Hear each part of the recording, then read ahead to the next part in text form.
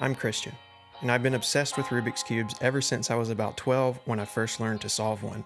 Spoiler alert, no, I'm not a genius, and there is a method with certain moves and algorithms to solve it, but it is a different case with a unique solution each time. This is the first cube that I learned on. Stickers missing, squeaky parts, and I've probably solved it close to a couple thousand times. Fun fact, in my early days with it, I took it apart to lube it with Vaseline in order to make it spin faster, and I put it back together wrong, making me think I was crazy and that I lost my mojo until I eventually realized and got back on track. As you can see, I've graduated to bigger, more complex cubes over the years. More pieces, more moves, more problems to solve, and a longer path to the solutions. This one that I'm working on is my favorite cube of all time, the 5x5. It's a beast, and it has a few extra steps, but all in all, it's eventually just like solving the OG 3x3 like I learned on. I start with the centers, my favorite part, getting my bearings straight and organizing each colored face to the right spot. And then comes the edges, matching up all the outside pieces with their respective center pieces and refining again and again until I get every matched edge.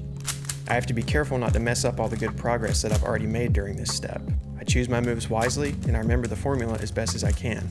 Then I plug in the corners and I get the first layer done. We do not cut corners around here. A solid foundation is achieved through grit, brain power, nimble moves, and maybe just a little bit of Googling. After that, you match the newly paired edges with the faces they're supposed to live on. This solves the next 3 layers in the process, and finally, you solve the top layer and all is well. It sounds a lot easier than it is. Here I am, still flicking and spinning away the cube. Sometimes it's harder and takes more moves. Other times, things seem to come together and fall into place a bit more. You can't choose the way that it comes to you, but you solve it nonetheless. You eventually get to soak it in and stare at those matched up faces. The blissful nirvana that is a solved and completed Rubik's Cube.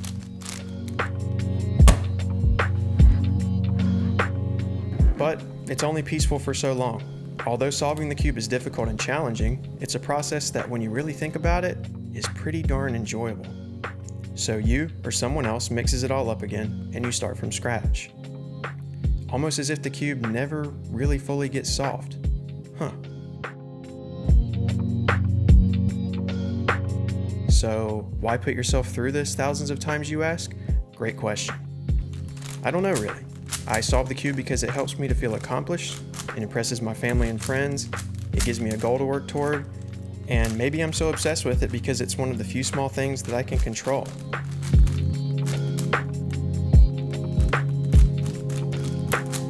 Overall, I think I solve it because I simply love the process, the turns, the challenges, the solutions, and the gratification. Who knows at the end of the day, really? What about you?